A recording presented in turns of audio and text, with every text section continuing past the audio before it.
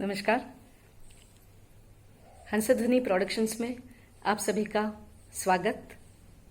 मैं डॉक्टर सुवर्णा वाड आप सभी को हृदय से नमन करती हूँ। श्रोताओं, इस चैनल के द्वारा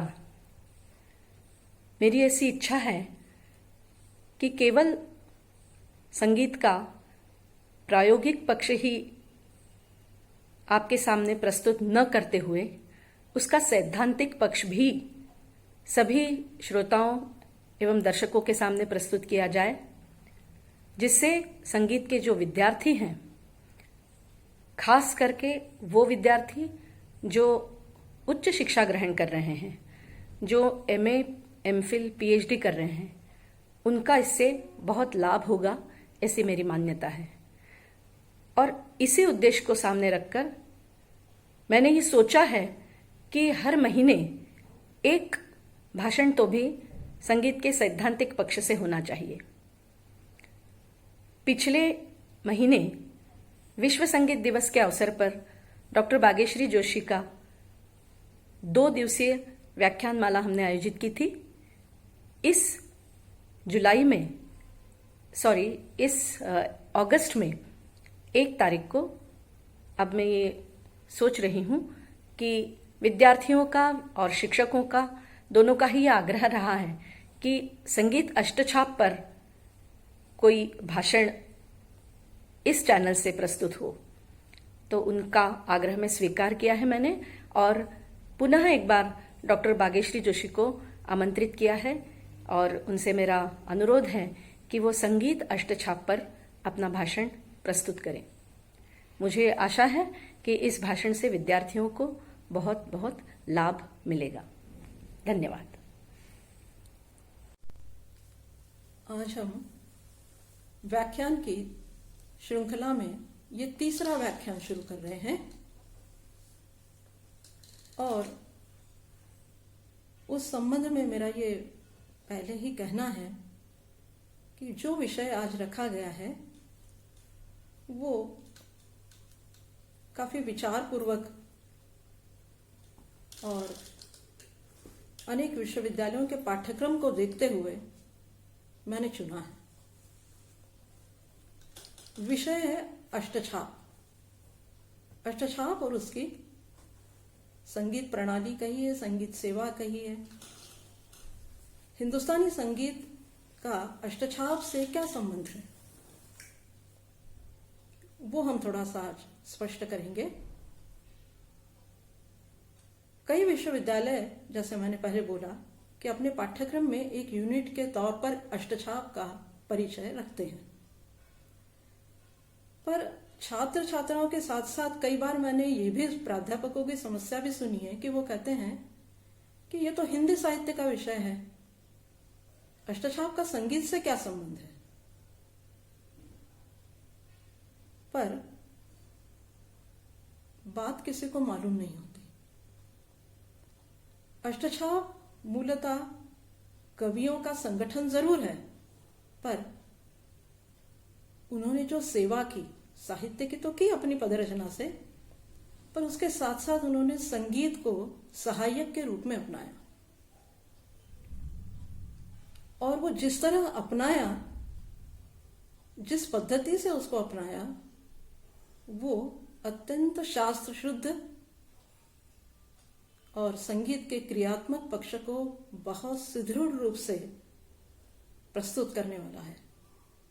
और इसीलिए संगीत जगत में अष्टछाप को बहुत महत्व दिया गया। इसीलिए आज हम अष्टछाप पर थोड़ी चर्चा करेंगे।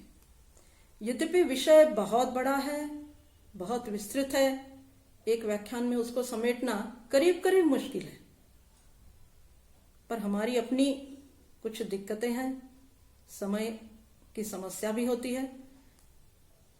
उन सबको ध्यान में रखते हुए आज हम अष्टछाप की चर्चा संगीत के माध्यम से करेंगे। हमारे यहाँ संगीत की पारिभाषिक शब्दावली में एक शब्द आता है मनाक स्पर्श। संगीत की दृष्टि से तो हम स्वरों का विचार करते हैं, पर आज इस व्याख्यान में हम अष्टछाप के उन सारे तत्वों को मनाक स्पर्श करते हुए आगे चलेंगे और फिर भी उसको बड़ा मर्यादित रखेंगे। आप ये समझ लीजिए कि ये व्याख्यान अष्टछाप का परिचय मात्र है। उसका जो विस्तृत अवकाश जो उसका है वो हम वैसे प्रस्तुत नहीं कर सकते, पर मुझे लगता है कि समझने के लिए या छात्रों को या अन्य जिज्ञासुओं को समझने के लिए इस व्याख्यान में बहुत कुछ चीजें मैं सम्मिलित करूंगी। अब पहले ये समझ लेते हैं कि अष्टछाप का यदि आप संधि विच्छेद करें तो दो शब्द हैं, अष्ट है और छाप है। अष्ट का सीधा मतलब है 8, 8 की संख्या। काफी शब्द है हमारे यहाँ, संस्कृत से लिए गए हैं ये उधार। अष्टदल है, शतदल है, सहस्त्रदल है, ऐसे बहुत शब्द लिए गए। सप्तस्वर भी हम जो कहते हैं वो सप्त जो है वो संस्कृत से लिया गया है। वैसे ये अष्टछाप में 8 का आंकड़ा बहुत महत्वपूर्ण है। और छाप का सीधा सीधा व्यावहारिक अर्थ हम ये लेते हैं कि छाप माने मोहर लगाना। सामान्य भाषा में आप कहते हैं ना कि जरा सील ठप्पे लगा के प्रमाणित कर दीजिए, बस वही चीज है ये। 8 व्यक्तियों के संगठन पर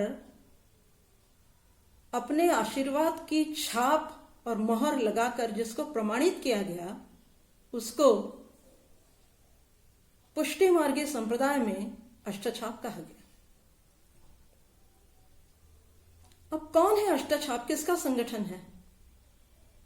ये 8 व्यक्ति हैं ऐसे जो कवि है, भक्त है, गायक है, संगीत शास्त्री है और वाग्यकार है।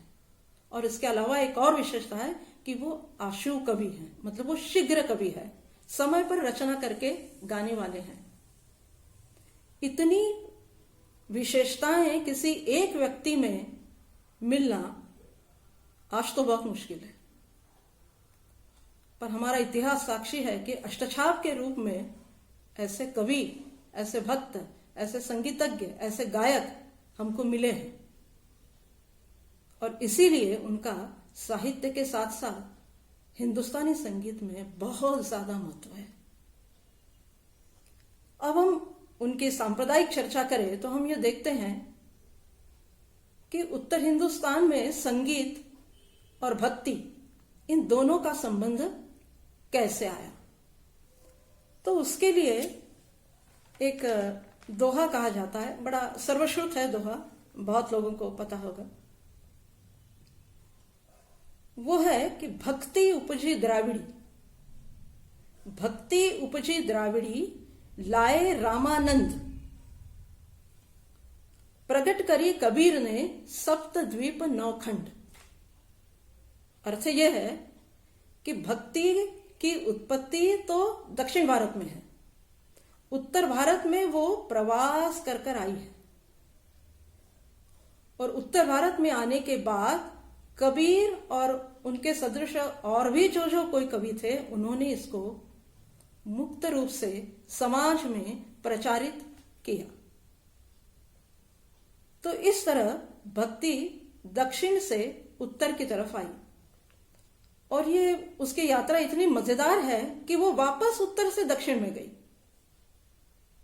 आज जो हम देखते हैं दक्षिण भारत को, तो हम मन ही मन ये सोचते हैं कि शायद दक्षिण भारत की सारी व्यवस्था कुछ ज्यादा ही भारतीय है, भारतीय संस्कृति के ज्यादा वो नजदीक है बजाय उत्तर भारत की अपेक्षा। तो वही कारण है कि वो उत्तर से पुनः दक्षिण की ओर गई है। पर उत्तर में उसका प्रचार और उसका जो कार्य है वो बहुत देखने लायक है। और विशेषता सांगीतिक संदर्भ में या ललित कलाओं की दृष्टि से यदि आप देखें तो भक्ति और कला, इन दोनों का समन्वय जो हुआ है वो दक्षिण की अपेक्षा भी उत्तर भारत में ज्यादा हुआ है। अब थोड़ा हम पीछे चले जाएं क्योंकि हमको अष्टछाप को समझना है। तो 3 प्रकार के संप्रदाय हमारे यहाँ भारत में सबसे ज्यादा प्रसिद्ध है। पहला है वैष्णव, दूसरा है शैव और तीसरा है शाक्त। उनके नामों से आपको समझ में आएगा कि वैष्णव माने विष्णु के जो अवतार है या विष्णु की उपासना या विष्णु को अपना आराध्य या इष्ट मानने वाला संप्रदाय है। दूसरे जो है वो शैव है, शैव दर्शन आपने नाम सुना होगा। शिव के जो भक्त हैं वो शैव है, उसमें भी अलग अलग संप्रदाय है।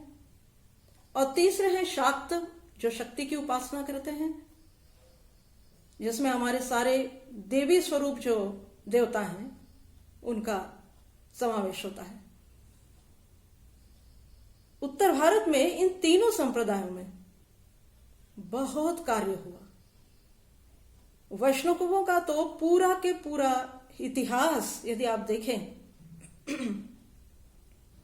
तो वो उत्तर भारत में है, और उत्तर भारत का भी एक मुख्य क्षेत्र है जहां इनका प्रचार सबसे ज्यादा है, वो है ब्रजमंडल। अब ब्रजमंडल में कौन से क्षेत्र आते हैं?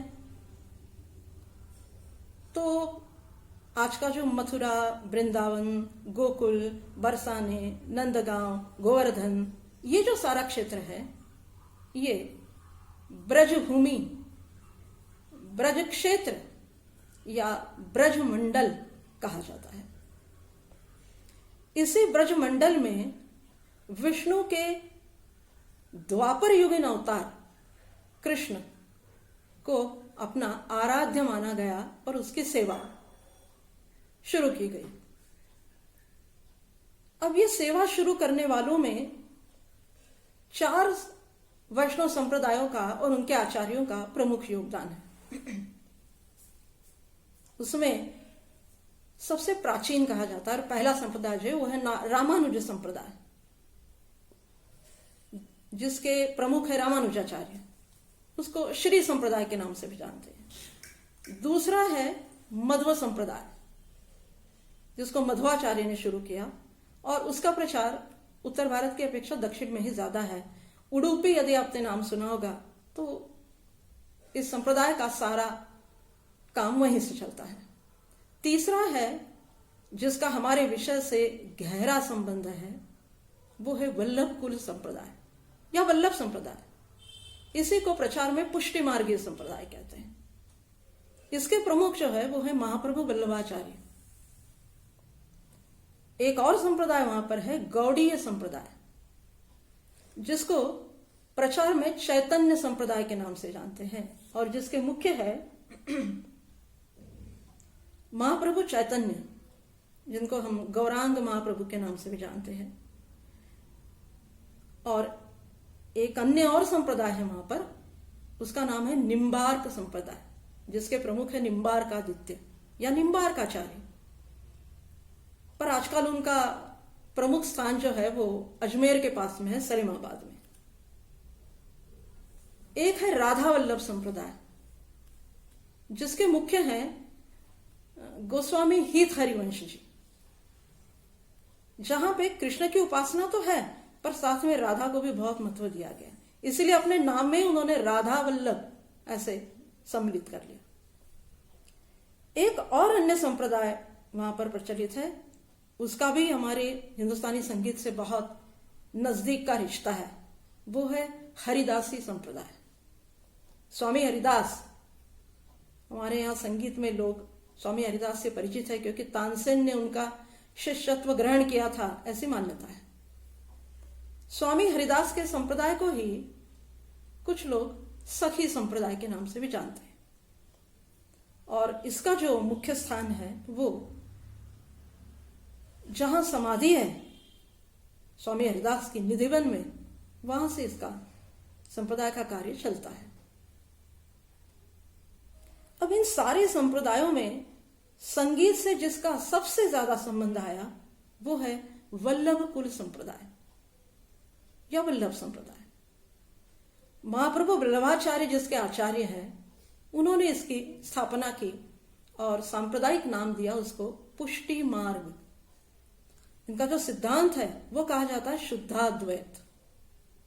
अलग अलग सांप्रदायिक सिद्धांत होते हैं हर एक संप्रदाय के। शुद्धाद्वैत है, द्वैताद्वैत है, अद्वैत है, अचिंत्य भेदा भेद है, ऐसे अलग अलग है। उसके बारे में हमको ज्यादा जानने की आवश्यकता भी नहीं है, क्योंकि हमारा सीधा संबंध केवल और केवल संगीत से है। वल्लभ कुल संप्रदाय में महाप्रभु वल्लभाचार्य ने पुष्टि मार्ग की स्थापना करने के बाद कुछ ऐसी सेवा प्रारंभ की कृष्ण की जिसका संबंध हिंदुस्तानी रागों से है, और 3 प्रकार की सेवा उन्होंने प्रचलित की। ऐसा माना जाता है कि आज अलग अलग वैष्णव संप्रदायों में जो भी सेवा प्रचलित है वो सारी वल्लभ कुल संप्रदाय के देखा देखी आरंभ की गई है। मतलब इसके मूल प्रणेता जो है वो वल्लभ संप्रदाय है। हिंदुस्तानी संगीत के रागों को सेवा के रूप में ईश्वर के सम्मुख किस तरह प्रस्तुत करना, इसकी जो पूरी विधि है, इसका जो पूरा विधि विधान है, वो वल्लभ संप्रदाय की राग सेवा के अंतर्गत आता है। अब राग सेवा के साथ साथ और क्या होता है, तो 2 प्रकार की सेवा और है वहां पर, श्रृंगार और भोग।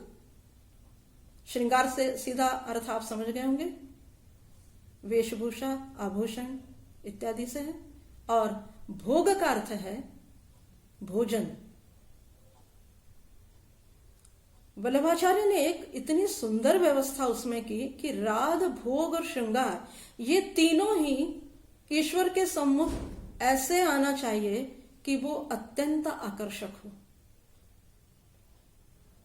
भोग और श्रृंगार को तो हम समझ सकते हैं, पर राग सेवा को आकर्षक कैसे बनाना, यह अपने आप में बड़ी चुनौती थी उनके सामने। इसलिए महाप्रभु वल्लभाचार्य ने एक बहुत बड़ा कार्य किया। उन्होंने अपनी दूसरी ब्रज यात्रा जब की, तब गिरिराज की पहाड़ी पर, गोवर्धन या गिरिराज जिसको आप समझ सकते हैं कि है आजकल मथुरा वृंदावन के पास की जो पहाड़ी है वहां पर है, वहां कृष्ण के एक प्राकट्य स्वरूप को उन्होंने अपने संप्रदाय का सेव्य स्वरूप का मतलब होता है उसकी आराधना करना, वो निश्चित किया, और वो था श्रीनाथ जी। आप इस नाम से सब परिचित है, नाथ द्वारा जिसको आजकल हम कहते हैं। यद्यपि वो बाद में बना मुख्य स्थान उनका, पर पहले गिरिराज की पहाड़ी पर महाप्रभु वल्लभाचार्य ने श्रीनाथ जी की सेवा में राग सेवा का आरंभ किया। कई लोग उनसे प्रभावित थे। अब वो गिरिराज तो चूंकि पहाड़ी थी और उसकी तलहटी में जो जो गांव बसे थे, वहां के जो लोग थे बड़े सामान्य कृषक वर्ग के लोग थे। महाप्रभु ने उन्हीं लोगों में से कुछ को चुन के और भगवान की सेवा में लगा दिया। 2 नाम आते हैं, सदु पांडे और रामदास चौहान। ये भी दोनों सामान्य लोग थे। महाप्रभु ने एक को भोग सेवा का कार्य दे दिया और दूसरे को श्रृंगार सेवा का कार्य दे दिया। पर अब राग सेवा का क्या करें? राग सेवा माने तो गाने वाला चाहिए, कोई संगीत समझने वाला इंसान चाहिए। तभी एक कृषक, एक किसान वहां था जो महाप्रभु का शरणागत हो गया। शरणागत माने उसका शिष्यत्व स्वीकार करना। जब उसने देखा कि महाप्रभु को राग सेवा के लिए किसी की आवश्यकता है, तो उसने कुछ मंदिर में कुछ गाया, थोड़ा बहुत। महाप्रभु वल्लभाचार्य ने वो सुना और तभी निश्चित कर लिया कि कुंभन दास जो हैं वो राग सेवा के लिए यहां पर नियुक्त किए जाएंगे। इस तरह से वल्लभ संप्रदाय में पहली राग सेवा करने वाले कोई व्यक्ति हुए तो वो है कुंभन दास। ज्येष्ठ सखा ऐसा कुंभन दास को कहा जाता है, क्योंकि वो पहले हैं। थोड़े दिनों बाद सूरदास और परमानंद दास, ये दोनों भी महाप्रभु के शरणागत हो गए। दोनों गाने वाले लोग थे। महाप्रभु ने उनको भी राग सेवा सौंप दी। इस तरह से कृष्णदास नाम के एक और व्यक्ति आए, वो भी महाप्रभु के शरणागत हो गए। उनका भी नृत्य का ज्ञान बहुत गहरा था, ऐसा कहते हैं। उनको भी महाप्रभु ने राग सेवा सौंप दी। इस तरह से 4 सखा, संप्रदाय में इनको सखा कहा जाता है। इस प्रकार से ये 4 सखा महाप्रभु के शरणागत होकर राग सेवा के अधिकारी घोषित कर दिए गए। इसके पश्चात दूसरे 4 भक्त, पर वो महाप्रभु के शरणागत नहीं हुए। महाप्रभु के जो पुत्र हैं, ज्येष्ठ पुत्र, उनका नाम है गुसाई विठलनाथ जी। तो वो उस विठलनाथ जी ने राग सेवा का जब ये स्वरूप देखा तो उन्होंने ये सोचा कि इसको थोड़ा सा विस्तार दिया जाए, इसको थोड़ा बड़ा किया जाए। तो उन्होंने गोविंद स्वामी, क्षीर स्वामी, नंददास और चतुर्भुज दास, ऐसे अपने 4 शिष्यों को राग सेवा में लगा दिया। अब ये कुल मिलाकर महाप्रभु के पहले 4 और गुसाई विठलनाथ जी के बाद के 4 शिष्य, ऐसे 8 शिष्य मिलकर वल्लभ संप्रदायी राग सेवा का विधिवत आरंभ वल्लभ संप्रदाय में हो गया। इन्हीं को कहा गया अष्ट सखा और इन्हीं को कहा गया अष्टछाप।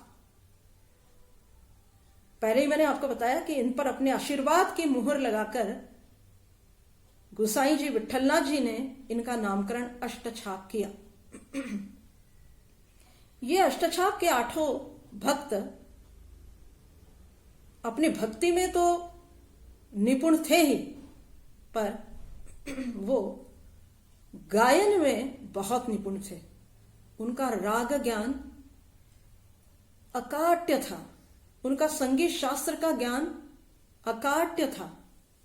वो केवल भक्त या केवल कवि नहीं थे, ये उनकी विशेषता है। इसीलिए हिंदुस्तानी संगीत में यदि हम वाकई वाग्यकार का उदाहरण देखना चाहें तो हमको अष्टछाप को देखना चाहिए। जो कवि भी है, जो वो शब्द के ज्ञाता है, जो स्वर के ज्ञाता है, जो क्रिया के ज्ञाता है, जो सेवा के ज्ञाता है, जो भक्ति के ज्ञाता है, वो है जो साधक हैं, जो संप्रदाय अनुशासन को मानने वाले हैं। आज हम घराना घराना कहते हैं ना, पर वाकई अनुशासन क्या होता है ये हमको यदि देखना है तो हमको अष्टछाप की ओर देखना चाहिए। इसलिए हिंदुस्तानी संगीत से इनका निकट का संबंध है, ऐसा कहा जाता है। अब इन 8 को साहित्य जगत में अष्ट काव्य वारे ऐसे कहा जाता है, क्योंकि कवित्व शक्ति बहुत ऊंचे दर्जे की है। एक जगह इनको कहा गया अष्ट सखा।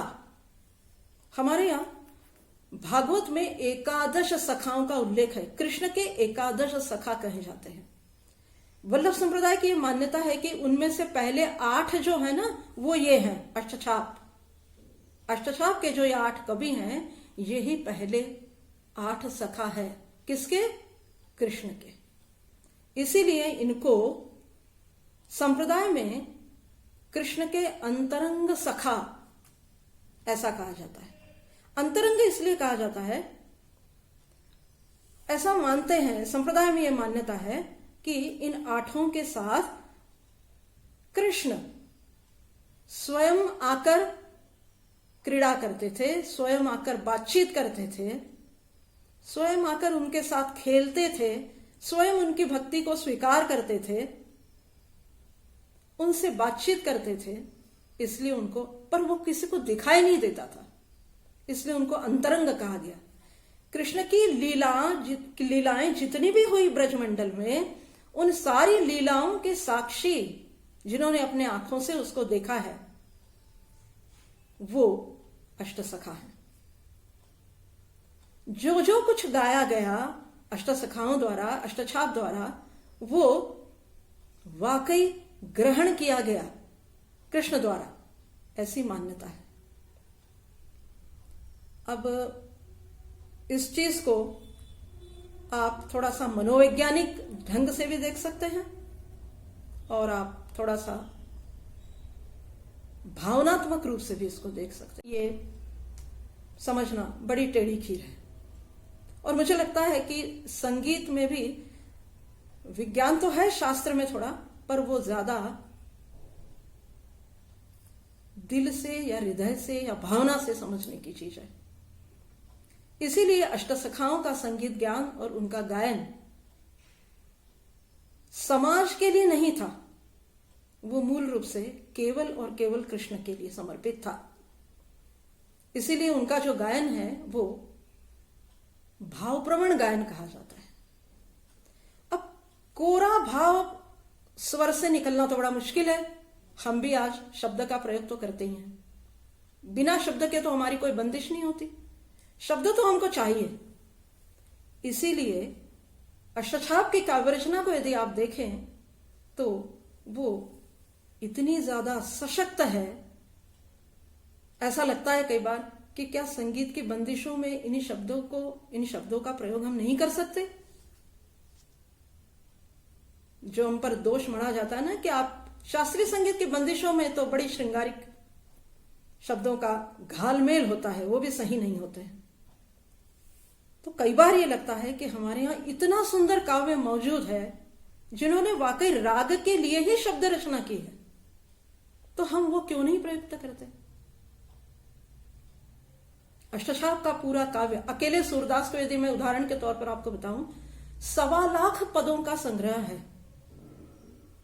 और इन 1.25 लाख पदों के प्रत्येक पद पर उस राग का नाम अंकित है।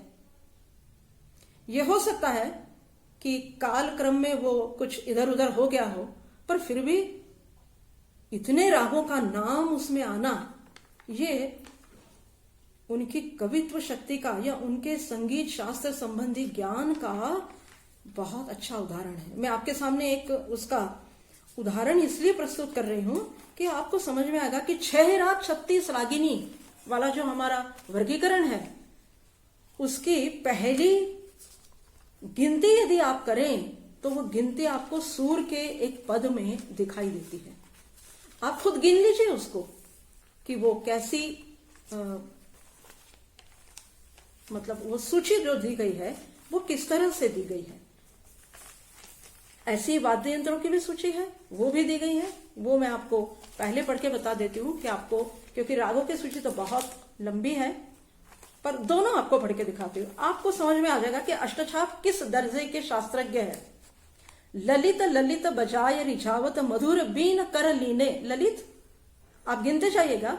जान प्रभात राग पंचम शट मालकंस रस भीने, सुर हिंडोल मेघ मालव पुनि सारंग सुर नट जान, सुर सावंत भूपाली इमन करत कानरों को गान, ऊंच अड़ाने के सुर सुनियत निपट नायकी लीन, करत बिहार मधुर केदारो सकल सुरत सुख दीन, सोरठ गुंड मल्हार गौड़ मल्हार, सोरठ गुंड मल्हार सुहावन भैरव ललित बजायो, मधुर विभास सुनत बेलावल बिलावल दंपति अति सुख पायो, देवगिरी देसाख, देसाख माने देवसाख, देवगिरी देवसाख देव पुनि गौरी श्री सुखरास, जैतश्री अरु पूर्वी तोड़ी आसावरी सुखरास, रामकरी गुणकरी केतकी सुर सुघराई गावे, जय जयवंती जगत मोहिनी सुरसो बीन बजाए, सुहा सरस मिलत प्रीतम सुख सिंधुरा रस मान्यो, जान प्रभात प्रभाती गायो भोर भयो दो जान्यो। आप बताइए 38 राग इसमें आते हैं, मतलब अष्टसखाओं को 6 राग 36 रागिनी वाला जो वर्गीकरण है वो मान्य था और वो उसकी चर्चा भी इसमें करते हैं। एक जगह उन्होंने कहा भी 6 राग 36 रागिनी इकनिक नीके गावेरी। स्पष्ट है कि मालूम है, छंद ध्रुवनी के भेदा पार नाचती कुंवरी मिले झपतार, झपताल का भी मतलब ताल ज्ञान भी है। एक और शब्द उनमें प्रयोग किया है संगीत का, वो है वादित्र। वादित्र का मतलब होता है जिसमें सभी प्रकार के वाद्य आते हैं, उसको वादित्र कहा गया। भरत के नाट्यशास्त्र में हमारे तौर्यत्रिक शब्द प्रयोग हुआ है, उसी के संदर्भ में इधर इन्होंने वादित्र शब्द भी प्रयोग किया है। पर ये मैंने उसको जब पढ़ा तो मुझे याद मतलब समझ में आया कि ये वाद्यों के लिए प्रयुक्त किया गया है। तो वो कैसे है देखिए, पंचम पंच शब्द करी साजे सजी वादित्र अपार, रुंज मुरज ढपताल बांसुरी झालर को झंकार, बाजत बीन रबाब किन्नरी अमृत कुंडली यंत्र, सुर सुर मंडल जल तरंग मिलकर मोहिनी मंत्र, विविध पखावज आवज संचित बिच बिच मधुर उपंग, सुर सहनाई सरस सारंगी उपजत तान तरंग, कठ करताल बजावत श्रृंग मधुर मुह चंग, मधुर खंजरी पटह पणव मिल सुख पावत रसरंग, निपटन केरी श्रवणन धुन सुनी घिरन रहे ब्रजबाल, मधुर नाद मुरली को सुन के भेटे शाम तमाल। अब आप बताइए, इसमें तत्वाद्य है, इसमें घनवाद्य है, इसमें सुशीर वाद्य है, क्या नहीं है? विद्यार्थी यदि इस दोहे को, इस पद को पूरा कंठस्थ कर ले तो मुझे लगता है तत्व वितत घन सुशीर का वर्गीकरण ऐसे ही याद हो जाएगा। इतना सरस है वो। पूरे संगीत की पारिभाषिक शब्दावली वहां पर है। मुरलिया बाजती है बहुभान, 3 ग्राम 21 मूर्छना, कोटि 49 तान, नंद नंदन सुघराई बांसुरी बजाई, सरगम सुन के साधी सप्त सुरन गाई, अतीत अनागत संगीत बिच बिच तान मिलाई, सुराध्याय ताल अरु नृत्य अध्याय पुनि पुनि मृदंग बजाई। सब है, स्वराध्याय है, रागाध्याय है, नृत्याध्याय है, तालाध्याय है। मुझे लगता है अष्टछाप के कवियों ने भरत से लेकर उनके जमाने तक शायद जितने शास्त्रज्ञ हुए होंगे उनको सबको बड़े व्यवस्थित ढंग से पढ़ लिया है। अब क्या कहा जाता है, इन्होंने जो गाया, जो हमारे यहाँ कहा जाता है और संप्रदाय में भी प्रचलित है कि इन्होंने ध्रुपद धमार शैली में गायन किया। मेरा ऐसा, चूंकि मैंने उसको पढ़ा है, मेरा ऐसा मानना है कि ध्रुपद धमार उस जमाने में दरबार की व्यवस्था थी, दरबार में ध्रुपद धमार होता था और इनकी जो गायन शैली है वो उन्हीं के देखा देखी विलंबित लय में साधारण रूप से चलती थी, इसीलिए लोगों ने उसको ध्रुपद धमार शैली कह दिया। तो यह बिल्कुल स्वाभाविक है कि दरबार की गायकी का प्रभाव अष्टछाप पर हुआ है और अष्टछाप की कवित्व शक्ति का प्रभाव दरबारी संगीतज्ञों पर हुआ है। यानी ये लेन देन का जो मामला है ये दोनों तरफ से हुआ है, संगीतज्ञों की तरफ से भी हुआ है और अष्टछाप के कवियों की तरफ से भी हुआ है। गायकी के लिए अष्टछाप ने ध्रुपद का सहारा लिया और संगीतज्ञों ने शब्दों के लिए अष्टछाप की पदरचना का सहारा लिया। इसीलिए अष्टछाप और उनका संगठन हमारे संगीत में महत्व रखता है। पर ध्रुपद धमार शैली का गायन तो जरूर करते थे पर उनको ध्रुपद धमार नहीं कहा जाता। धमार भी मत कहिए, ध्रुपद ही। तो ध्रुपद के बजाय वहां पे उसको पदगान कहा गया और संप्रदाय में, मतलब पुष्टि मार्गीय संप्रदाय में तो इसको कीर्तन कहा गया। गुण संकीर्तन पर समूह ऐसा कहा जाता है, जो समूह में गाया गया वो कीर्तन। तो वो कीर्तन अष्टसखाओं ने कृष्ण के समक्ष मंदिरों में गाया। ध्रुपद शैली में कृष्ण का पद अष्टसखाओं ने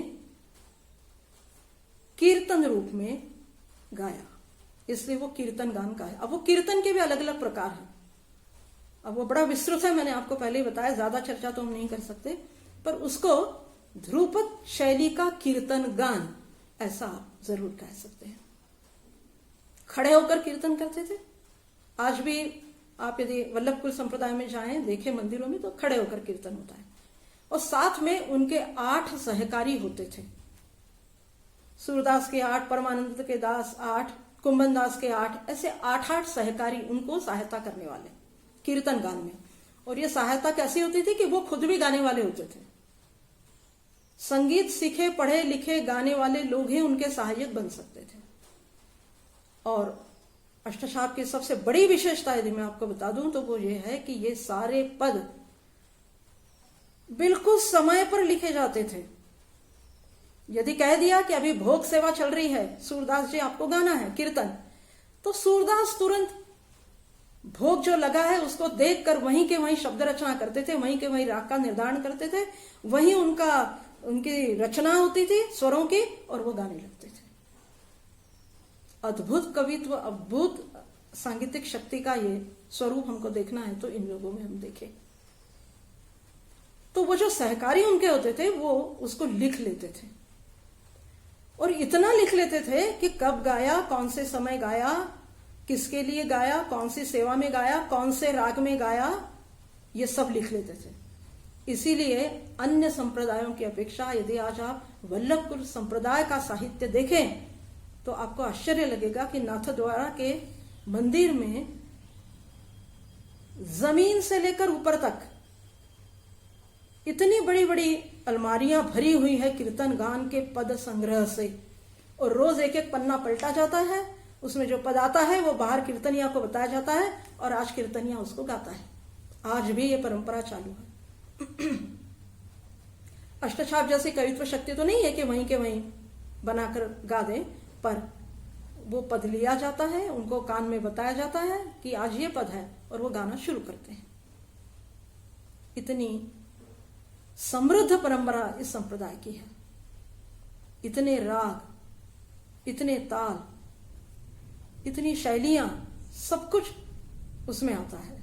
संगीत का कोई ऐसा शास्त्रीय पक्ष भी नहीं है कि जिसको उनकी किसी सेवा में शास्त्राधार ना हो, ऐसी कोई चीज नहीं है। जैसा उनको बोला जाता, जैसा उनको दिखाई देता, जैसी लीला कृष्ण की उनके साथ घटित होती, वैसे के वैसा हुबहू वर्णन वो अपने पद में करते और तुरंत गाते। और इसकी और एक विशेषता, सांगीतिक विशेषता जो है वो है समयानुकूल और ऋतु अनुकूल राग का चयन। आज हमारे यहाँ ये बड़े हास्य का विषय हो गया है। कई बड़े बड़े कलाकार भी कहते हैं कि क्या जरूरत है समय सिद्धांत को अपनाने की, क्या जरूरत है, कहाँ समय है किसी के पास।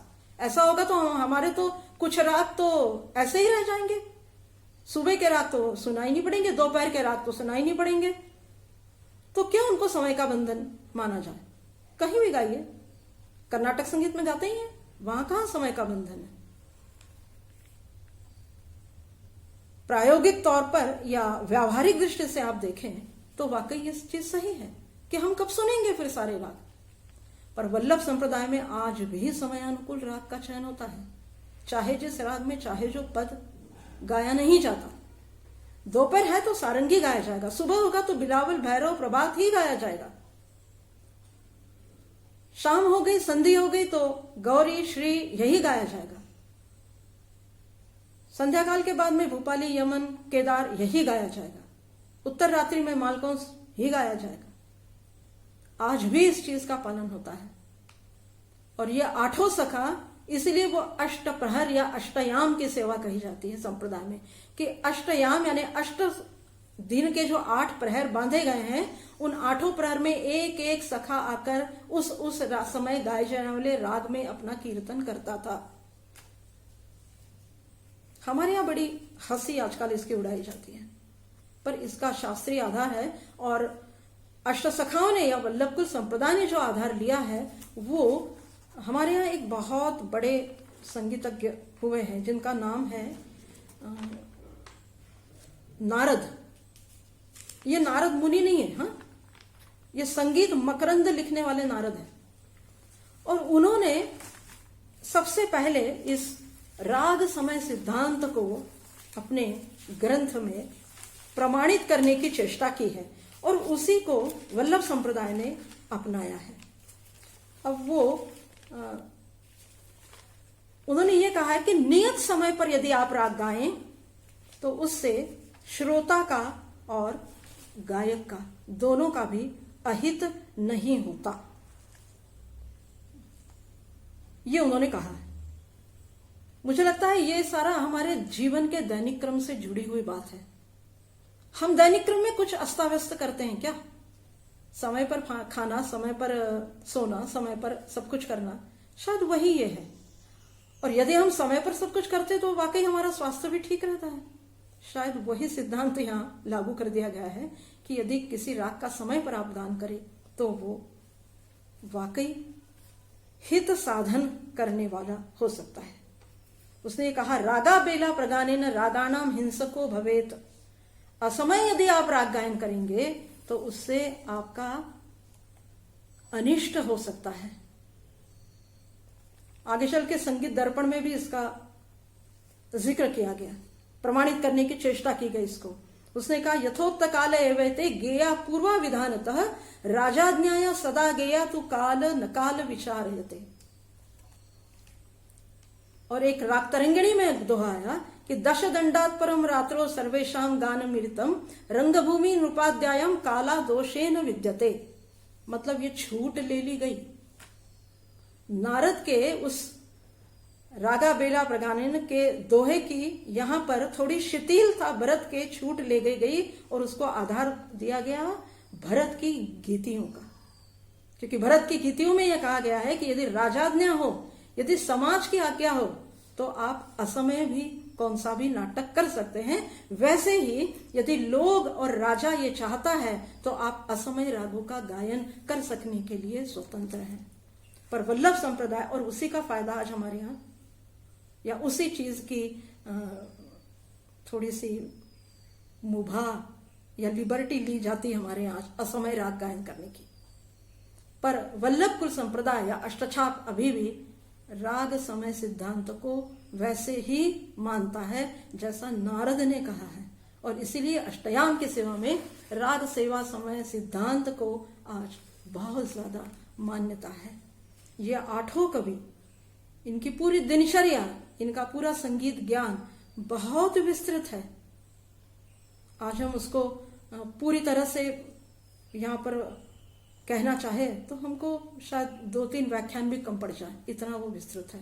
मैंने बहुत संक्षेप में आपको ये कहिए कि मैंने केवल आपको उससे परिचित करवाने की कोशिश की, एक छोटा सा प्रयत्न किया। हो सकता है आपको उसका परिचय जरूर हो गया होगा और अष्टयाम और अष्टछाप और वल्लभ कुल संप्रदाय की थोड़ी जानकारी विद्यार्थियों को समझ में आई होगी, ऐसी मैं आशा करती हूँ और विराम लेती हूँ। नमस्कार।